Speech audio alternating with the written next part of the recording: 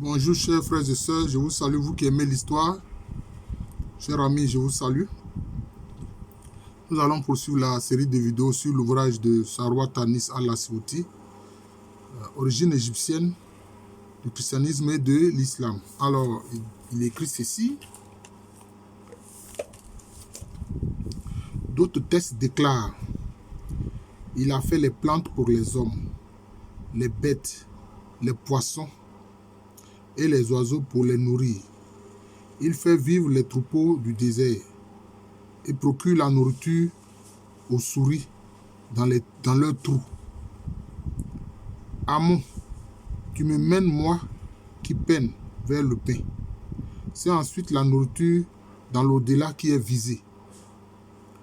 Dans les textes des sarcophages, 2000 ans avant Jésus-Christ, le défunt arrive aux portes du ciel. « Ouvrez-moi, dit-il. » « De quoi vas-tu vivre ?» demandent ceux de l'au-delà. « Je vais vivre des 7 pains qu'on apporte et où on t'a permis de manger. Je vais manger sous les branches du sycomore. » Bon, souvent le sycomore est considéré comme un arbre du ciel, un arbre céleste. Et il est bien aussi sur terre ici. Les portes ne s'ouvrent quand même pas. Alors le défunt ajoute: « J'ai partagé mes terres et mes verdures qui se trouvent sur terre. Je vais vivre de pain. Préparez-moi une voie afin que je rejoigne mon cas, c'est-à-dire mon esprit. » Le cas, c'est l'esprit. Chez nos ancêtres qu'émitent les anciens Égyptiens, le cas, c'est l'esprit.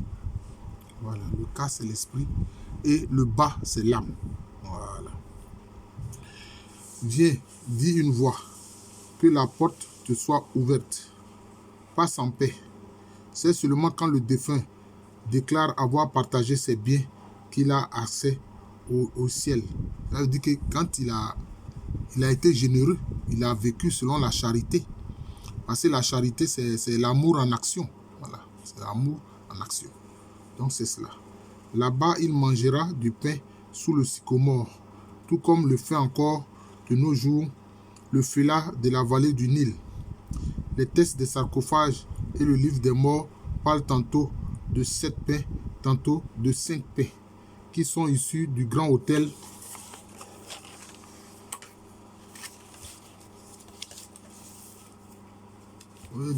des âmes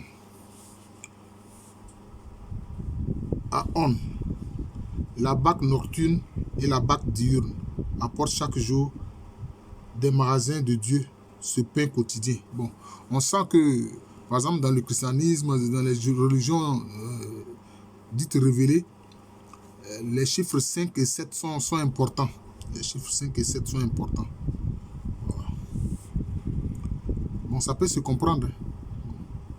C'est un document d'histoire. Sinon, j'aurais dit simplement que vous allez remarquer qu'au niveau de la tête, il y a 7 ouvertures. L'important du chiffre 7, il y a 7 ouvertures. Il y a la bouche, il y a les 2 narines, oui, c'est ça, les 2 narines, les trous du nez, les 2 trous du nez, les 2 narines, les 2 oreilles, les 2 yeux. Ça fait combien? Ça fait bien 7.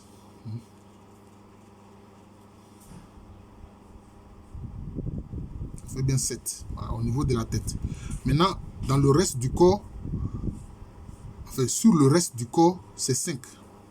Voilà, c'est 5. Voilà, c'est 5. Voilà, c'est important.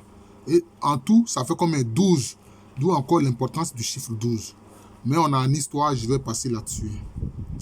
Donnez-moi mon pain, réclame le mort. Mange du pain avec Osiris. Ces notions égyptiennes millénaires se retrouvent dans l'évangile. Les scènes de la multiplication des pains mentionnent tantôt 7 pains, tantôt 5 pains, tout comme les textes des sarcophages et le livre des morts. Dans la prière de notre Père, les chrétiens demandent: donne-nous aujourd'hui notre pain quotidien. Les interprètes discutent la portée de cette demande. Certains textes visent la nourriture terrestre. Il fait lever son soleil sur les méchants et sur les bons, et il fait tomber la pluie sur les justes et les injustes. D'autres amplifient le sens spirituel. Travailler non pour la nourriture qui se perd, mais pour la nourriture qui demeure en vie éternelle. Voilà, donc c'est ça. Le pain de Dieu est celui qui descend du ciel et donne la vie au monde. La foule dit à Jésus, « Seigneur, donne-nous toujours ce pain-là. » Et Jésus spécifie, « Voici le pain descendu du ciel. Il n'est pas comme celui qu'ont mangé les pères et la manne, et ils sont morts. Qui mange de ce pain vivra à jamais. » Les textes de l'école eschatologique soutiennent que la demande du pain concerne l'au-delà, le pain de demain, à la table céleste, le pain spirituel qui donne la vie éternelle. Cette interprétation pense invoquer à son crédit l'opinion de certains pères de l'Église, lesquels vivaient dans les premiers siècles chrétiens perméables à la théologie osirienne, dominée par la notion de survie après la mort. Celle-là oublié le caractère militant de l'osirisme qui revendique aussi la justice sociale en ce monde, ainsi que le nombre immense de textes égyptiens qui demandent la nourriture sur cette terre, mais aussi dans l'au-delà pour les défunts. Voilà, on a vu. C'est pour ça que souvent les morts disent en Égypte qu'ils ne vont pas manger leurs déjections, leurs excréments. Voilà, il faut qu'ils trouvent à manger là-bas dans l'au-delà. Alors c'est pour ça qu'on voit aussi en Afrique, dans le culte des ancêtres, on donne à manger aux ancêtres. Voilà, on donne à manger aux ancêtres. Voilà. En Aïe, on dit ben mabalier. Voilà, on donne à manger aux ancêtres. Notamment, on le voit pendant la célébration de la fête qui marque l'année nouvelle. Voilà. Là, c'est surtout l'igname qui est en avant. On leur donne l'igname. Voilà, c'est ça. L'interprétation eschatologique aboutit à la conservation du statu quo injuste et prive les démunis de la simple et de la plus légitime des demandes, le pain nécessaire à la subsistance quotidienne. Encore une fois, peut-on consoler les pauvres en leur disant « Vivez en affamés, vous aurez plus de mérite. » Ainsi le veut le Seigneur. Il y a là de quoi faire rougir Pierre, lequel donna à chacun dans la communauté de Jérusalem son pain quotidien, sur cette terre conformément aux enseignements de Jésus. Il ne faut pas oublier quand même que toute l'humanité est sortie de la pauvreté. Alors, je vais dire que l'humanité, quand l'humanité apparaît, elle lutte pour sortir de la pauvreté. Mais donc, c'était la nourriture quotidienne. D'abord, c'était les chasseurs-cueilleurs qui couraient après le gibier et puis faisaient la cueillette, etc. Donc, bon, l'humanité a d'abord vécu dans la pauvreté, toute l'humanité. C'est après que les riches sont apparus. Il ne faut pas comprendre, il ne faut pas oublier cet aspect-là. Donc, c'est cela, il a dit, Pierre donnait à chacun dans la communauté de Jérusalem son pain quotidien sur cette terre, conformément aux enseignements de Jésus. Mais en fait, c'est parce que tous les fidèles envoyaient de l'argent, des biens à Pierre, et puis Pierre gérait ça pour la communauté. Voilà, c'est comme ça. Ce ne sont pas ses moyens à lui. Les anciennes traductions de notre Père ont compris dans la demande du pain la substance nécessaire à chaque jour. Une fraction de l'exégèse moderne, suivant en cela certains pères de l'Église, tels Jean Chrysostome, voient dans la demande du Notre Père le pain matériel en ce monde. Si d'autres pères de l'Église se sont prononcés pour le sens eschatologique, c'est que ou bien ils considèrent ce sens spirituel côte à côte avec le sens matériel comme Tertullien, Cyprien et Augustin, ou bien ils réclamaient aux riches de distribuer leurs biens aux pauvres, tel Ambroise de Milan. Dans une phrase lapidaire, Ambroise proclame « Rien n'est propriété de personne ». En fait, quand il dit « rien n'est propriété de personne », c'est parce que, en fait, c'est lié au fait qu'il parle de la mort. Et que même quand on a beaucoup de propriétés, on en a l'usufruit que pour un moment. C'est ce que Saint Ambroise de Milan veut dire. Voilà. C'est ce que Saint Ambroise veut dire, parce que tout ce qu'on utilise sur terre, c'est éphémère. C'est ce qu'il veut dire, c'est ce qu'il faut comprendre. Voilà. Je ne sais pas si c'est comme ça que Salwa Tarnis perçoit cela. En tout cas, les textes des évangiles dans leur ensemble visent, comme les textes égyptiens, tant le pain quotidien ici-bas que le pain eschatologique dans l'au-delà. Voilà, c'est juste.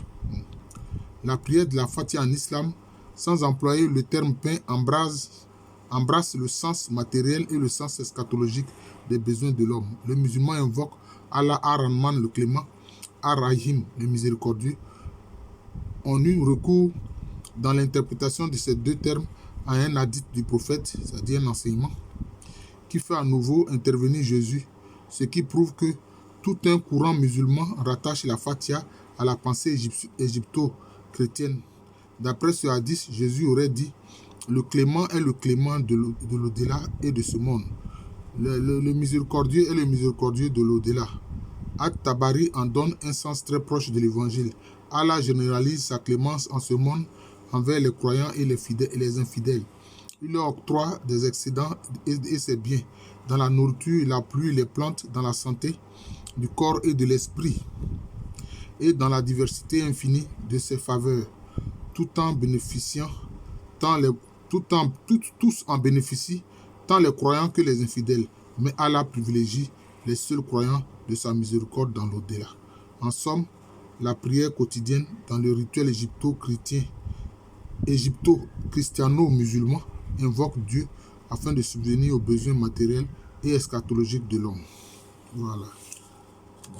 Donc voilà encore un aspect de l'ouvrage de Sarwat Anis Al-Asyouti. Voilà, c'est très intéressant.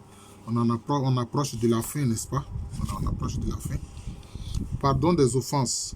Le sage Amenémopé, vers 1400 avant Jésus-Christ, enseigne: si tu trouves une lourde dette imputée à un pauvre, fais-en 3 parts, annule les 2 et maintiens-en une. Tu trouveras là un chemin de vie.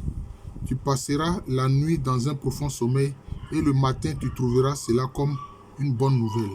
L'Évangile ordonne péremptoirement: prenez sans rien attendre en retour. Et les chrétiens dans la prière quotidienne demandent à Dieu: remets-nous nos dettes comme nous-mêmes avons remis à nos débiteurs. Le Coran exhorte à remettre toute la dette. Si le débiteur est dans la gêne, accordez-lui un sursis jusqu'à ce qu'il soit à l'aise. Et si vous faites comme aumône de la dette, ce sera plus méritoire pour vous si vous le savez. Le prophète engage les musulmans à remettre la dette aux débiteurs pauvres.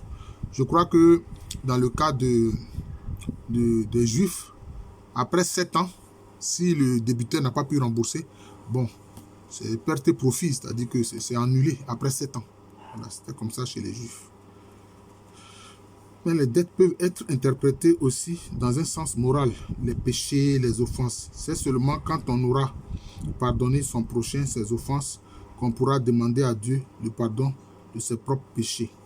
Le sage Amenémopé, vers 1400 avant Jésus-Christ, enseigne: n'écris pas contre qui t'offense et ne lui réponds pas toi-même. Ne dis pas: je n'ai rien fait de mal, car ta faute est scellée du doigt de Dieu.